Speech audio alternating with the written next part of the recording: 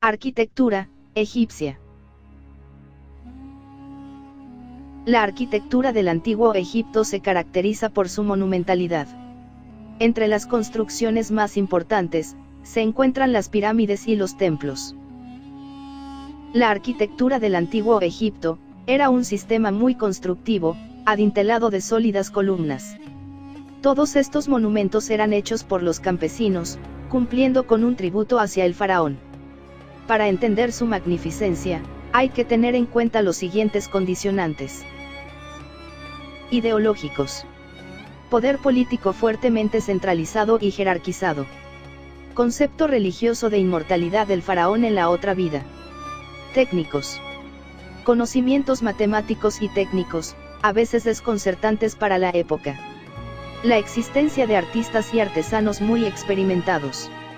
Abundancia de piedra fácilmente tallable. Características generales. El material más utilizado por los egipcios es la piedra, ya que gracias a esta los edificios más importantes eran imperecederos. En los inicios, también usaron otros componentes como la madera o el adobe, pero a partir del Imperio Antiguo estos se relegaron a las construcciones menos importantes. La arquitectura era arquitrabada o adintelada. Esto quiere decir que, aunque los conocían, no utilizaban el arco y la bóveda. Elaboraban figuras rectas que se apoyaban sobre pilares o columnas. En caso contrario, no podían alcanzar la monumentalidad que deseaban. Los muros eran gruesos, lo que aumentaba el colosalismo de los edificios. El soporte más utilizado fue la columna. Pese a que diseñaron diferentes tipos, la más usada fue la columna protodórica. Las características de este tipo son las siguientes. Fuste, parte central, cuadrado. Capitel, parte superior, en forma de ábaco. Base sencilla, sin decoración. Tipos de columnas. Columna cilíndrica, es la más sencilla, con el fuste circular y liso y sin capitel. Columna acanalada o protodórica, fuste acanalado y sin capitel, usada en el Imperio Antiguo y en el Nuevo. Columna lotiforme, con basa, el arranque del fuste ligeramente bulboso, fuste fascicular, formado por los tallos de la flor, con fascículos semicirculares y capitel en forma de flor de loto con el capullo cerrado. Utilizado a partir del Imperio Antiguo. Columna papiriforme, prácticamente igual que la anterior y utilizada también a partir del Imperio Antiguo, cuyas únicas diferencias son que el capitel tiene forma de flor de papiro con el capullo cerrado, casi igual a la de loto, y que los fascículos tienen forma triangular, formando una arista. Columna campaniforme, igual a la anterior con la diferencia de que el capitel en vez de tener el capullo cerrado, lo tiene abierto, formando un capitel campaniforme. Columna monóstila, igual a la anterior, pero con el fuste liso. Es propia del Imperio Nuevo. Columna palmiforme, con el fuste liso y el capitel en forma de hojas de palmera abiertas muy bien dibujadas. Columna atórica, propia del Imperio Nuevo. Tiene el fuste generalmente liso y un capitel con la efigie de la diosa Hathor. Suele aparecer en los templos dedicados a esta diosa y muchas veces está complementada con el sistro, un instrumento musical utilizado en las procesiones a esta diosa. Columna compleja o compuesta, es propia de la Baja Época, especialmente la época ptolomaica. Tiene el capital formado por distintas flores. A veces también se utilizan elementos arquitectónicos y caras. Arquitectura egipcia imperecedera y perecedera. La arquitectura egipcia se puede dividir en dos grupos. Arquitectura imperecedera. Pensada y realizada para la eternidad, fundamentalmente la arquitectura religiosa, tumbas y templos. Se han conservado sobre todo las de carácter funerario por estar alejadas de los principales centros, y también los templos cercanos a ellos. Arquitectura perecedera. Arquitectura provisional, está hecha para el hombre. Es la arquitectura civil, casas, ciudades, palacios. Aunque los palacios estaban hechos con esmero y con materiales nobles, nunca llegaron a la calidad de la arquitectura religiosa. Debido a esto y a motivos políticos, se han conservado mucho menos. Muchas antiguas ciudades egipcias han desaparecido porque estaban situadas cerca de las zonas cultivables del Valle del Nilo, que eran inundadas periódicamente con el lodo del río y se elevaron lentamente durante milenios, o porque los ladrillos de adobe, con que se construyeron, fueron utilizados como fertilizante por los campesinos. Otros edificios son inaccesibles, ya que las nuevas construcciones fueron erigidas sobre las antiguas. Así, nuestra información de la arquitectura egipcia antigua se fundamenta principalmente en sus monumentos religiosos, estructuras macizas caracterizadas por su gran tamaño, con muros levemente inclinados y escasas aberturas, repitiendo un método de construcción posiblemente usado para obtener estabilidad en edificios de muros de adobe. De similar manera, los adornos grabados superficialmente y el modelo de los edificios de piedra pudo haber derivado del tipo y ornamentación de los edificios de muros de adobe. Aunque el uso del arco fue desarrollado durante la Cuarta Dinastía, todos los edificios monumentales son construcciones adinteladas con muros y pilares, con cubiertas planas conformadas por enormes bloques de piedra apoyados en muros externos y grandes columnas poco espaciadas. Los muros, exteriores e interiores, así como las columnas y los techos, fueron cubiertos con jeroglíficos e ilustrados con bajorrelieves y esculturas pintadas en brillantes colores. Muchos ornamentos de la decoración egipcia son simbólicos, como el escarabajo sagrado, el disco solar, y el buitre. Otros adornos frecuentes fueron las hojas de palma, de la planta del papiro, y los brotes y las flores del loto. Los jeroglíficos eran parte de la decoración así como los bajorrelieves que narraban acontecimientos históricos o interpretaban leyendas mitológicas. 5 piezas asombrosas de la arquitectura egipcia. Número 1.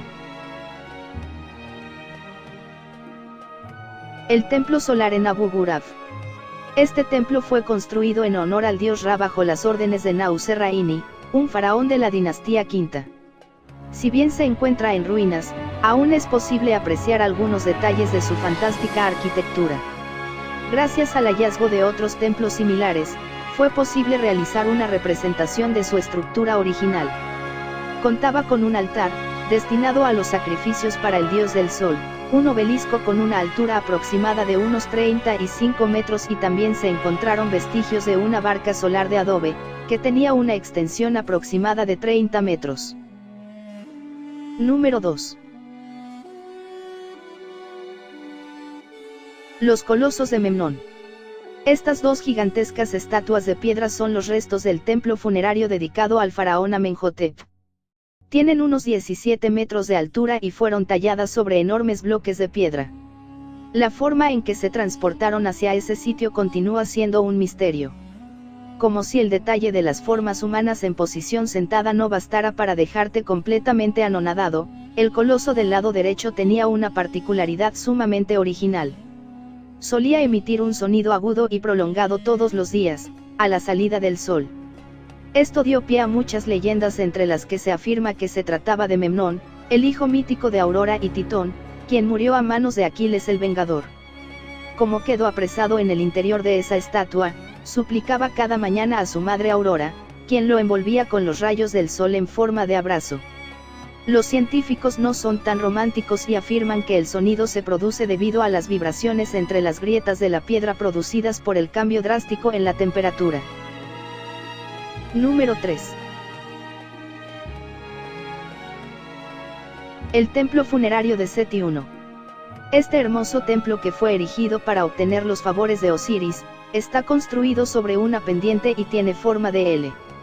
En su interior contiene 7 santuarios y muchas otras estructuras, como pilonos, patios, almacenes, salas de barcas y pequeñas capillas. Su diseño arquitectónico es excepcional, pero su mayor riqueza reside en la cantidad de jeroglíficos hallados, entre los que se encuentra una lista que enumera a 77 faraones egipcios a partir de Menes. Entre esos jeroglíficos existe uno que llamó mucho la atención de los que creen en la vida extraterrestre, ya que hay quienes afirman que representan a vehículos modernos, como un helicóptero, un avión o un cepelín. Sin embargo, Los científicos afirman que las imágenes son producto de la erosión y de la unión de dos escritos diferentes. Número 4. El Templo Ramesseum. Este es el templo funerario de Ramsés II. Entre sus restos es posible apreciar 39 de las 48 columnas hipóstilas que conservan adornos que contienen escenas del faraón frente a varios dioses.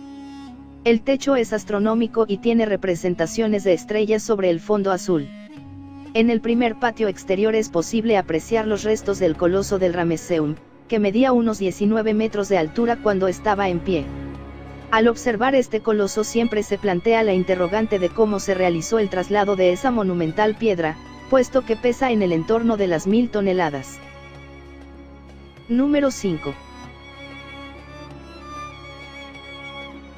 El templo de Hathor en Dendera. Este templo situado en la región de Dendera es uno de los mejor conservados, ya que permaneció sepultado por la arena hasta que fue descubierto.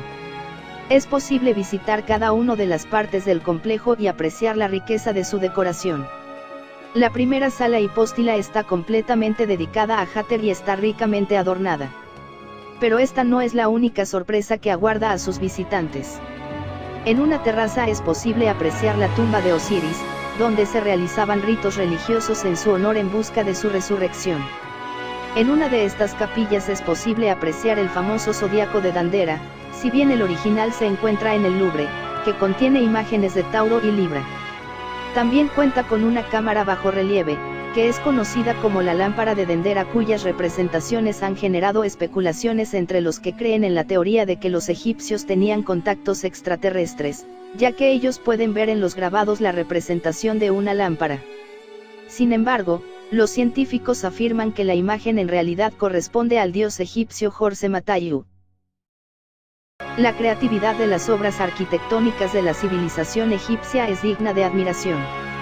Sin embargo, lo que más llama la atención es el misterio que rodea el transporte, la ubicación y la talla de los grandes bloques de piedra que tenían un peso descomunal.